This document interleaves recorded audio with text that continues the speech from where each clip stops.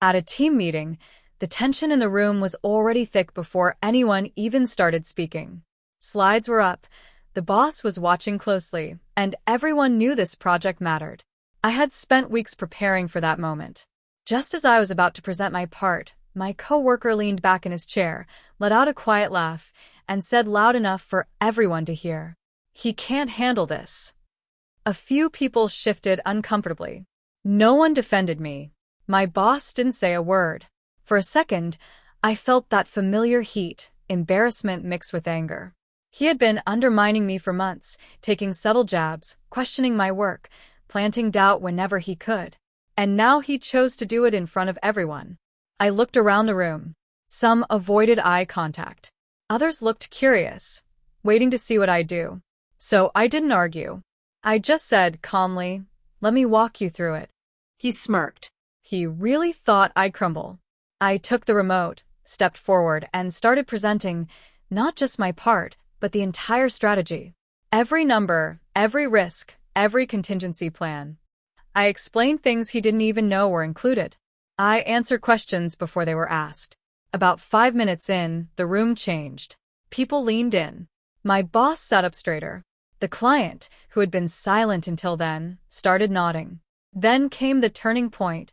One of the senior executives interrupted and asked a complex question, the kind meant to expose weaknesses. Before my coworker could jump in, I answered it. Clearly, confidently, Completely. silence. Not awkward silence, impressed silence.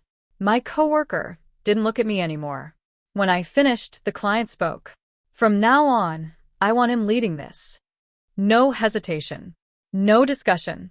The room shifted again, but this time in my favor. My boss nodded slowly, almost as if he was recalculating everything he thought he knew about me. The meeting moved on, but nothing felt the same. Afterward, as people packed up, my coworker finally muttered, "Didn't expect that." I looked at him and said, "You weren't supposed to." And that was the moment everything changed. The shift didn't stop in that room. By the end of the day, emails started coming in, people looping me into decisions I hadn't been part of before. The same teammates who stayed quiet during that comment were now asking for my input, my opinion, my approval. And my coworker? He went quiet. No more side comments. No more smirks. Just short, careful sentences whenever he had to speak to me. A few days later, my boss called me into his office. He closed the door, sat down, and said, "I think we've been underestimating you." I didn't respond right away.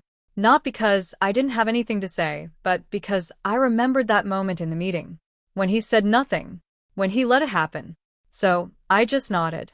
Then he added, "We want you to lead the next phase of the project." There it was. Not an apology. Not an acknowledgement of what happened. Just a shift. I accepted. But this time, things were different. In the next meeting, I walked in early. Set everything up. Took my place at the head of the table, not waiting to be invited. When everyone settled in, including him, I started speaking. No hesitation. No second-guessing. Halfway through, someone asked a question directly to my coworker. He paused, looked at me, and said, "You should ask him. He's leading this now." The room went silent for a second. Not the same silence as before. This one felt final. I answered the question, kept the meeting moving, and didn't look back. Because the truth is, he was never the one holding me back. He was just the one saying it out loud. And once that stopped mattering, everything changed. But the real turning point didn't happen in a meeting. It happened 2 weeks later. We were preparing for the biggest pitch of the quarter, the kind that could change the direction of the entire department. Senior leadership would be there. The client's board, too. And this time, there was no doubt who was in charge. Me. The night before the presentation, I stayed late, going over every detail. Slides, numbers, backup plans. I wasn't leaving anything to chance. As I was packing up, I noticed someone still at their desk. Him. He looked different. No confidence. No arrogance. Just tense. As I walked past, he said, quietly, "I didn't mean for things to go that far." I stopped, turned slightly, but I didn't sit down. I didn't soften. I just asked, "Which part?" He hesitated. the meeting, what I said. For a moment, it almost sounded like an apology. Almost. I looked at him and said, "You said what you believed." And then I left, because at that point I didn't need anything from him anymore. The next morning, the room was packed. Executives, directors, the client's entire leadership team. The kind of room where one mistake follows you for years. I stood at the front, took a breath, and started. Everything clicked. Every transition was smooth. Every question had an answer. Every risk had a plan behind it. Halfway through, one of the client's board members leaned forward and said, "Who built this strategy?" I didn't even glance at anyone else. I did. No hesitation. No doubt. At the end, there was a pause. Then applause. Not polite applause, real applause. The kind that doesn't happen in rooms like that. My boss shook my hand right there, in front of everyone. This is exactly what we needed. And then came the final moment. The client's CEO stood up and said, "We want him leading this long term. Not the project, the partnership." I caught a glimpse of my coworker across the room. This time, there was no reaction to read, because it didn't matter anymore. Later that day, the announcement went out company-wide. New role, new title, direct access to leadership. Everything I had been quietly working toward, now visible to everyone. And the same people who once stayed silent? Now, they had something to say. Always knew you had it in you. You really stepped up. You proved everyone wrong. But they were wrong about one thing. I didn't prove them wrong. I just stopped letting them decide what I was capable of. And the truth is, that moment in the meeting, when he said, "He can't handle this," that was the last time anyone else got to define me. Because after that, I did. A week later, something unexpected happened. HR scheduled a team restructuring meeting. No context, no details, just a calendar invite sent to everyone involved in the project. When I walked into the room, the energy felt off. Too quiet, too formal. My boss was there. HR was there. A couple of senior leaders I had only seen in high-level reviews. And my coworker? Already sitting down. Stiff. Avoiding eye contact. I took my seat. The meeting started. HR began speaking about realignment, performance visibility, and leadership clarity. Corporate language. But then it got specific. This project highlighted a gap between perceived contribution and actual impact. No one moved. No one spoke. Then my boss added calmly, "We've reviewed everything, deliverables, communication, client feedback." A pause. "And we're making adjustments based on that." I already knew what was coming, but I didn't react, didn't look at anyone, didn't give them anything. Then it happened. My coworker's role was reassigned. Not fired, but removed from anything critical. Shifted to support work. Out of visibility. Out of influence. The same place he had tried to keep me in.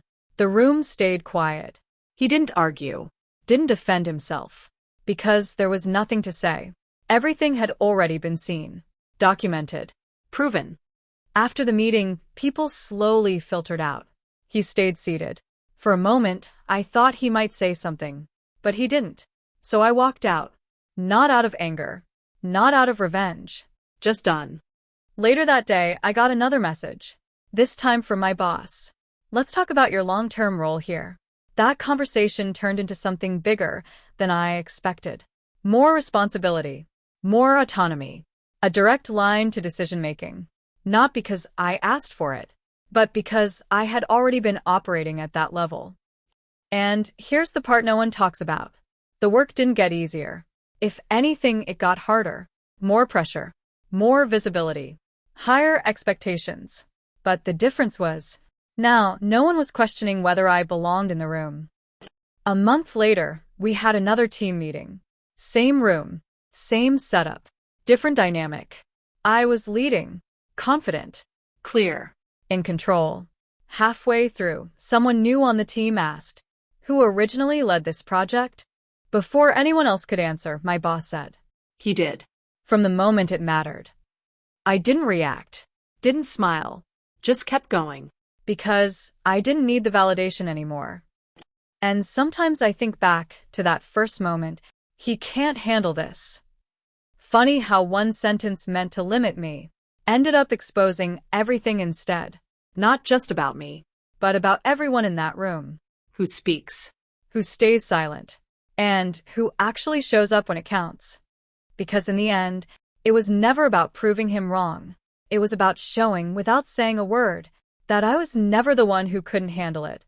Mi si stapoi, eu percebi algo que ninguém avisou quando tudo mudou.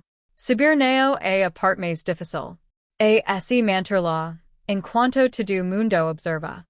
Com o novo cargo, viram novos convites. Reuniões com diretores. Decisos que afetavam equipes inteiras. Pessoas esperando respostas rápidas, certeiras. E, pela primeira vez, eu comecei a notar algo diferente. All hairs. Neo mês de dúvida.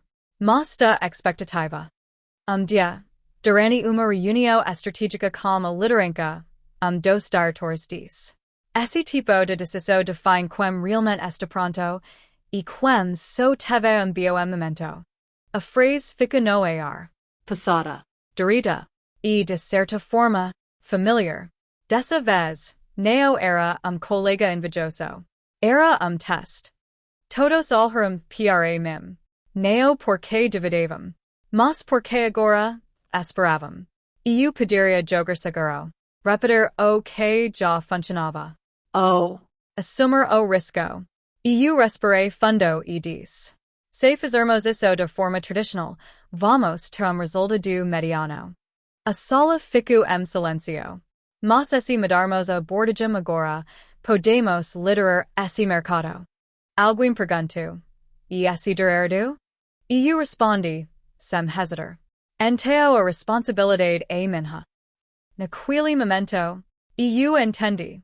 A diferença entre aquele dia, meses atrás, e agora. Antes, eu estava tentando provar que era capaz. Agora, eu estava assumindo o peso de ser. A proposta foi aprovada. Neo sem resistência. Mas foi. Semanas depois, os primeiros resultados começaram a aparecer. E neo eram so bons. Eram grandes.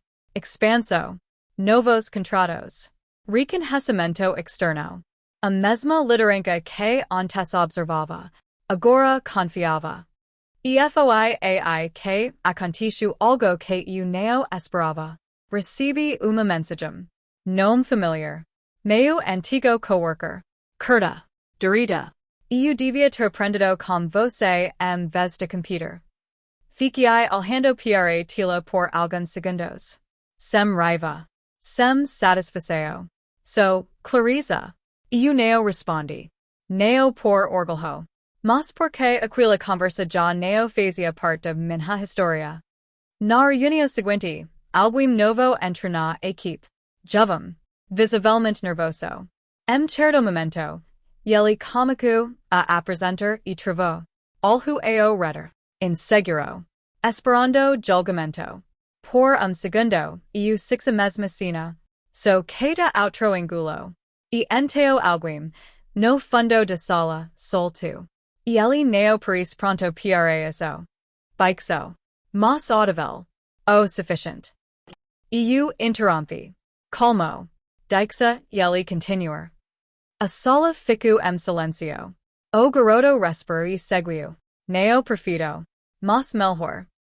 Depois da reunião, ele veio e me disse.